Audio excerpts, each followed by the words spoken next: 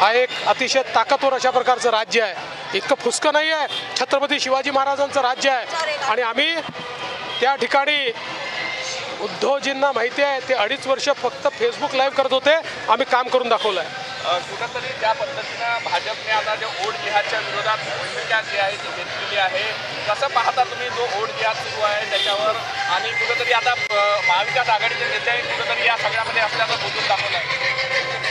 असं आहे, सज्जाद नोमानींनी त्यांना पत्र दिलं, 17 मागण्या केल्या, भयानक मागण्या आहेत, फक्त मुस्लिम दंगेखोरांना सोडून द्यासारख्या मागण्या आहेत। त्या मागण्या मान्य करण्याचं पत्र त्यांनी दिलं आणि ते पत्र दिल्यानंतर सज्जाद नोमानी म्हणतात वोट जिहाद करा आणि भाजपला जे मतदान करतील त्यांचं हुक्का पाणी बंद करा, त्यांना सोशल बायकॉट करा। अशा प्रकारे जर या ठिकाणी कोणी म्हणणार असेल तर त्याचं उत्तर मिळेल। कुठेतरी ओढ जिहाद आपण म्हणताय, ते म्हणतायत सत्ता जिहाद सुरू आहे। उद्धव ठाकरे म्हणतात माझी सत्ता पाडली, हा एक प्रकारचा सत्ता जिहाद आहे। कसं पाहता तुम्ही सत्ता पाडण्याच्या मागे? त्याचं उत्तर यापूर्वीच मी अनेक वेळा दिलेलं आहे।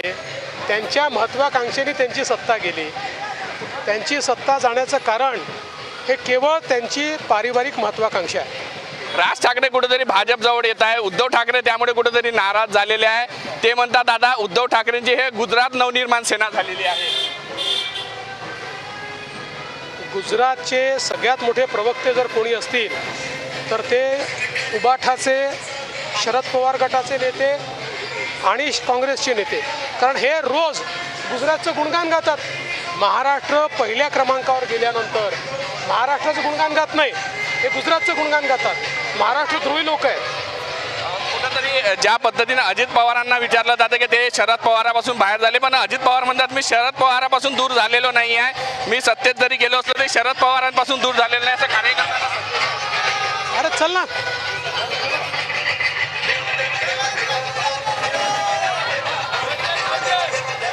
हे होते राज्याचे उपमुख्यमंत्री देवेंद्र फडणवीस। आपण पाहू शकतो कशा पद्धतीनं जो आहे त्यांना प्रतिसाद मिळते आहे। त्यामुळे एकंदर हा आजची जी रॅली आहे त्या अनुषंगाने महाराष्ट्रात कशा पद्धतीनं भाजपचं सरकार जे आहे पुढे जात आहे, त्या सगळ्या परिस्थितीमध्ये लोकांचा प्रतिसाद जो आहे तो त्यांना मिळताना दिसून येत आहे।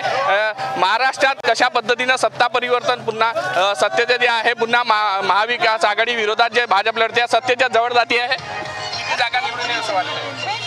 पूर्ण बहुमत येईल। मुख्यमंत्री पदावरून पुन्हा जे आहे स्पष्टता आहे निवडणुकीच्या निकालानंतरच येईल।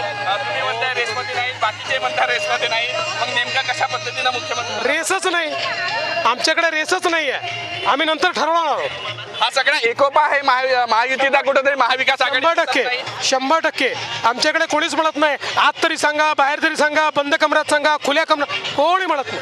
नक्कीच महाविकास आघाडीमध्ये ज्या पद्धतीनं मुख्यमंत्र्यांसाठी रेस आहे ते महायुतीमध्ये नाही असं उपमुख्यमंत्री देवेंद्र फडणवीस बोलताना म्हणाले। व्हिडिओ जर्नलिस्ट सौरभ बोलेसह पराग डोबळे, साम टीव्ही न्यूज, नागपूर।